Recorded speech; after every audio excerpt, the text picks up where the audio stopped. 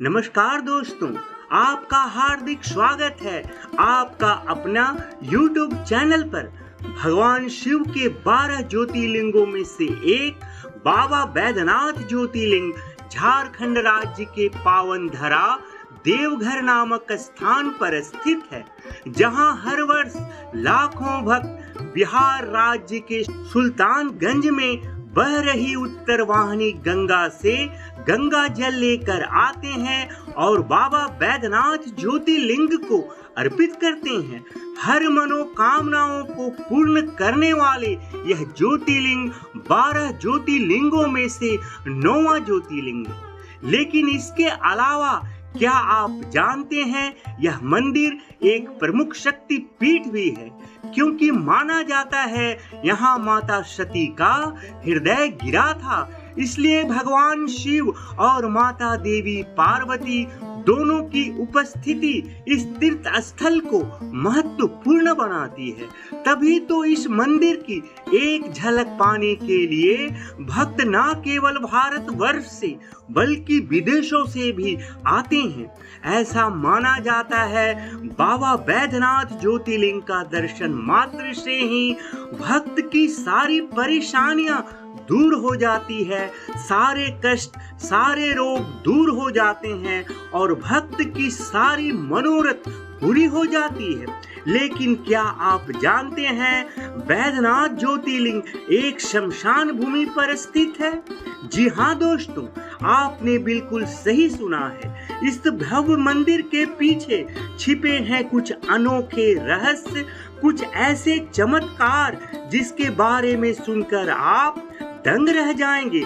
तो आइए जानते हैं क्या वजह है इसकी, क्या है वो रहस्य जो इस मंदिर को बनाता है इतना खास। तो दोस्तों, आज की इस कड़ी में हम बाबा बैद्यनाथ धाम और बाबा के इस मंदिर की 5 अद्भुत रहस्यों को बताने जा रहे हैं। अगर आप बैद्यनाथ मंदिर के रहस्यों के बारे में नहीं जानते हैं तो वीडियो में अंत तक बने रहिए। मगर दोस्तों, वीडियो की शुरुआत करने से पहले आप सबों से अनुरोध है कि कमेंट में जय बाबा बैद्यनाथ जरूर लिखें। और अगर अब तक आपने इस चैनल को सब्सक्राइब नहीं किया है और आप नए हैं तो चैनल को सब्सक्राइब कर लें और वीडियो को लाइक कर दें। पहला रहस्य, पंचशूल। दोस्तों, आप लोगों ने कई शिवालय देखे होंगे और हर शिवालय के शीर्ष पर त्रिशूल लगे देखे होंगे, मगर बाबा भोलेनाथ देवघर के मंदिर के शीर्ष पर पंचशूल स्थापित है, जो देखने में अद्भुत और दुर्लभ प्रतीत होता है। इस पंचशूल को यहाँ महाशिवरात्रि के 2 दिन पहले ही उतार कर विधिवत पूजा अर्चना की जाती है और शिवरात्रि के 1 दिन पहले इसे पुनः स्थापित कर दिया जाता है। कहा जाता है बाबा बैद्यनाथ के देवघर मंदिर में स्थापित पंचशूल 1.25 मन सोने से बना है, जबकि माता पार्वती जी के मंदिर का पंचशूल 1.25 मन चांदी से निर्मित है। ऐसा माना जाता है देवघर मंदिर में स्थापित पंचशूल को मंदिर का सुरक्षा कवच माना जाता है। यह धारणा है कि त्रेता युग में लंकापुरी के प्रवेश द्वार पर भी पंचशूल लगा था, जिसे केवल रावण ही भेद पाता था। देवघर मंदिर में स्थित पंचशूल को लेकर लोगों की गहरी आस्था है। उनका विश्वास है कि इसी पंचशूल के अद्भुत प्रभाव के कारण ही सदियों से यह पवित्र मंदिर प्राकृतिक आपदाओं से सुरक्षित रहा है। दूसरा रहस्य, दोस्तों, बैद्यनाथ धाम अत्यंत प्राचीन ज्योतिर्लिंग है जो अनादि काल से यहाँ विद्यमान है। इस ज्योतिर्लिंग की उत्पत्ति की कथा बड़ा ही रोचक है। शिव पुराण में बैद्यनाथ धाम से जुड़ी एक कथा वर्णित है और इस कथा के अनुसार लंकापति रावण ने अपनी माता श्री को यह वचन देकर आया था कि आज वह भगवान शिव शंकर को कैलाश पर्वत सहित उठाकर लंका लेकर आएंगे और भगवान शिव को लंका ले जाने के लिए लंकापति रावण ने कैलाश पर्वत पर जाकर कठोर तपस्या करने लगा। परंतु जब शिव जी प्रसन्न नहीं हुए तो उन्होंने एक एक करके अपने सिर को काटकर शिवलिंग पर चढ़ाना शुरू कर दिया। जब रावण ने अपना 9 सिर को काटकर शिवलिंग पर अर्पित कर दिया और जब वह अपना 10वां सिर को भी काटने ही वाला था, तभी देवों के देव महादेव रावण की अटूट भक्ति से प्रसन्न होकर स्वयं प्रकट हुए और उन्होंने रावण के उन कटे सिरों को पुनः जोड़ दिए और उन्होंने रावण से वरदान मांगने को कहे। रावण ने भगवान शिव से प्रार्थना करते हुए उनसे वर मांगा कि हे महादेव, यदि आप हमसे प्रसन्न हैं और हमें वरदान देना चाहते ही हैं तो आपसे मेरी विनती है, आप लंका में अस्थायी रूप से निवास करें। हे महादेव, मेरी भक्ति में कभी कोई कमी नहीं होगी। मैं आपका सबसे बड़ा भक्त बनकर आपकी सेवा लंका में करना चाहता हूँ। भगवान शिव जी ने रावण की प्रार्थना स्वीकार करते हुए रावण से बोले, कैलाश तो उनका निवास स्थान है और वे यहाँ से कहीं जा नहीं सकते हैं, मगर मैं तुम्हारी भक्ति से अति प्रसन्न हूँ, इसलिए मैं तुम्हारे साथ आत्मलिंग के रूप में, ज्योतिर्लिंग के रूप में लंका जाऊंगा। और साथ ही साथ भगवान शिव ने रावण को यह चेतावनी भी दे दिए कि यदि वो किसी भी कारणवश उस शिवलिंग को कहीं भी भूमि पर रखेगा तो वह शिवलिंग अस्थायी रूप से वहीं स्थापित हो जाएगा। और ऐसा ही हुआ। रावण भगवान शिव की कृपा से प्रसन्न होकर आत्मलिंग को उठाकर ओम नमः शिवाय का जाप करते हुए लंका की ओर चल पड़ा। मगर देवतागण यह नहीं चाहते थे कि भगवान शिव का आत्मलिंग दानवों के राज्य लंका में स्थापित हो। माता पार्वती ने भगवान शिव से कहे, हे प्रभु, आप दानव के साथ क्यों जा रहे हैं? तो भगवान शिव बोले, दानव हो या मानव, सभी हमारे ही बच्चे हैं। जो भी हमारी भक्ति करेगा हम उस भक्त के हो जाते हैं। और शिव जी अपनी साधना में लीन हो गए। माता पार्वती को अत्यंत गुस्सा आया और रावण को रोकने के लिए धरती पर आने ही वाली थी कि भगवान विष्णु जी ने उनसे कहा, हे माते, रावण के हाथ में भगवान शिव का आत्मलिंग है, ऐसे में आप कैसे उन पर प्रहार करेंगे? अगर प्रहार ही करना होता तो मैं क्या अपनी सुदर्शन चक्र से रावण का संहार नहीं कर दिया होता? माता पार्वती कहती हैं, यह बात तो सत्य है, मगर रावण को रोका नहीं गया और वह लंका पहुंच गया और आत्मलिंग को वहां स्थापित कर लिया। आपका जब रामा अवतार होगा और आप रावण का वध करने के लिए लंका जाएंगे तो आप रावण का वध कर पाएंगे? यह बहुत ही ज्यादा शक्तिशाली हो जाएगा। उसका वध वहां करना किसी के लिए भी असंभव हो जाएगा। सारे देवतागण चिंता में डूबे हुए थे। तभी श्री गणेश जी अपनी माता पार्वती जी से आज्ञा लेकर रावण के पास पहुंचते हैं। रावण गजानन को देखकर बोलता है, हे पार्वती नंदन, कहाँ आए हैं?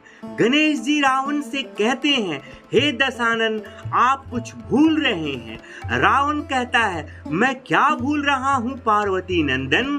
तब गणेश जी कहते हैं, मैं तो सुना हूँ आप बड़े ज्ञानी हैं, शिव जी के महान भक्त हैं, मगर क्या आपको यह बात नहीं मालूम है कि जब भी कोई देवी देवता या कोई शुभ कार्य करते हैं तो कथा सुनाई जाती है, और आप तो साक्षात महादेव को ही अपने साथ ले जा रहे हैं, तो भी आप किसी को कथा नहीं सुनाई है?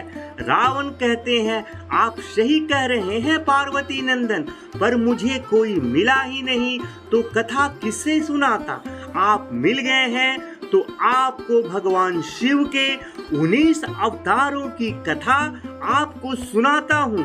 गणेश जी कहते हैं, मगर मैं आपसे कथा कैसे सुन सकता हूँ?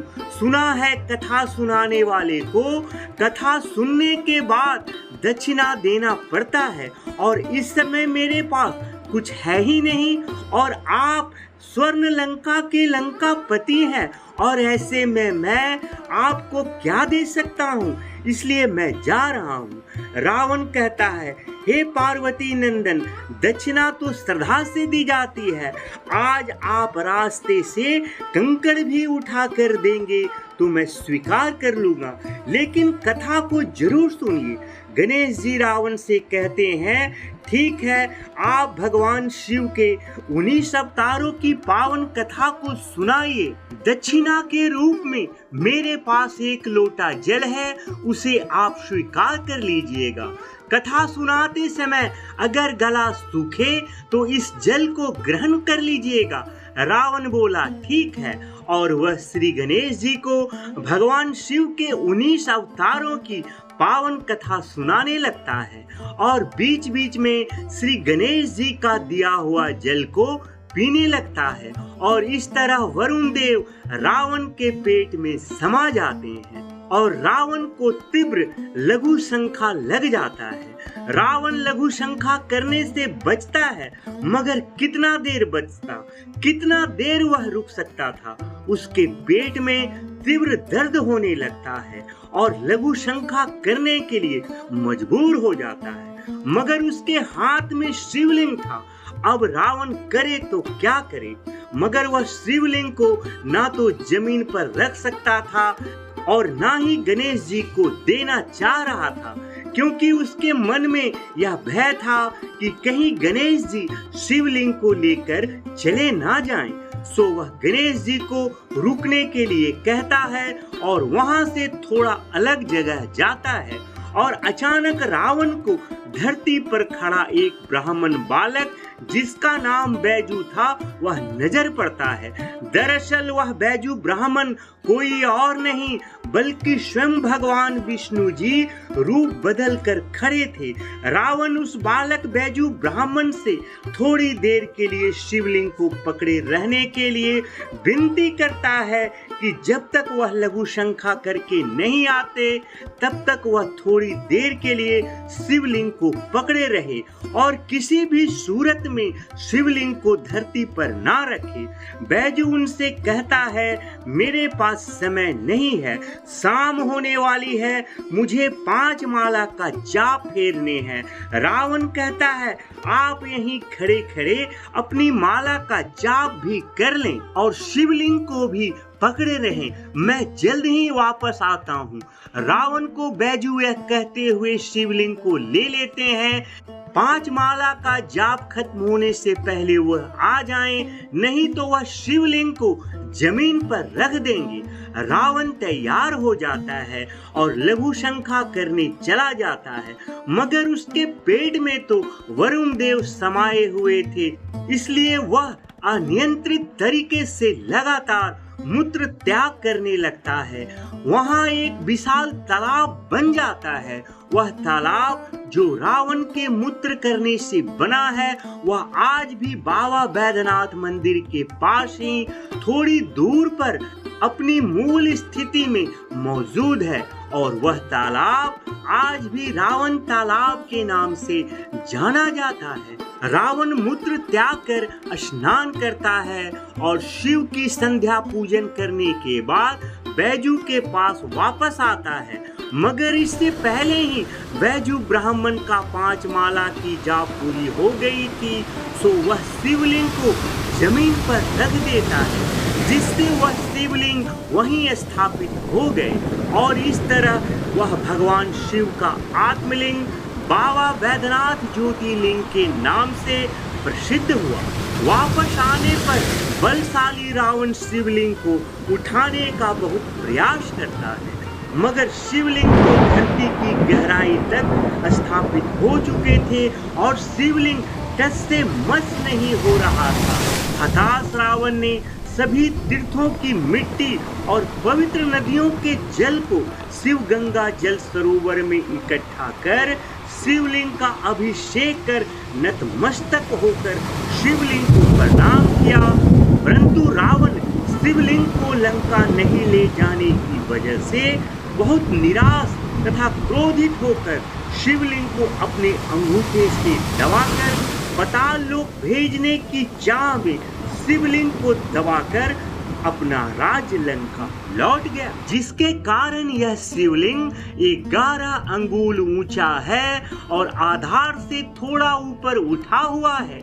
इस शिवलिंग पर आज भी रावण के अंगूठे का निशान देखा जा सकता है। तीसरा रहस्य, चंद्रकांत मणि। दोस्तों, कहा जाता है कि रावण शिवलिंग की पूजा अर्चना करते समय अपने भाई कुबेर से छीनी चंद्रकांत मणि को वहीं छोड़ गया था। इस रहस्यमयी चमकते मणि की विशेषता यह है कि जैसे ही चंद्रमा की रोशनी में आता है तो मणि से जल टपकने लगता है, जिसमें कई औषधीय गुण होते हैं। लोगों का दावा है कि चंद्रकांत मणि इस मंदिर में खोजबीन के दौरान ही प्राप्त हुआ था। बताया जाता है कि बैद्यनाथ मंदिर में 2 चंद्रकांत मणियां थी। इन 2 मणियों में एक की खोज पहले ही हो चुकी है और दूसरी मणि की खोज को बंद कर दी गई है ताकि किसी भी प्रकार की अशुभ घटना ना घटे। दोस्तों, आपको जानकर हैरानी होगी कि बैद्यनाथ ज्योतिर्लिंग एक शमशान भूमि पर स्थापित है। जी हाँ, जहाँ वर्तमान बैद्यनाथ शिवलिंग स्थापित है वह स्थान कभी शमशान हुआ करता था। पद्म पुराण और शिव पुराण में वर्णित है कि भगवान विष्णु जी ने रावण से छल से शिवलिंग प्राप्त कर यहाँ स्थापित किए थे, जबकि श्री हरि ने रावण से शिवलिंग को वर्तमान मंदिर से 6 किलोमीटर दूर हरला जोड़ी स्थान पर लिए थे। लेकिन शिवलिंग को वहीं क्यों नहीं स्थापित किया गया, इसके पीछे एक अद्भुत कथा है। पौराणिक कथा के अनुसार दक्ष प्रजापति ने यज्ञ का आयोजन किए थे, जिसमें उन्होंने अपने दामाद भगवान शिव को आमंत्रित नहीं किया। अपमानित महसूस करते हुए माता सती ने यज्ञ स्थल पर ही खुद का दाह कर लिए थे। इससे दुखी और क्रोधित होकर भगवान शिव ने माता सती के मृत शरीर को उठा लिए और तांडव नृत्य करना शुरू कर दिए थे।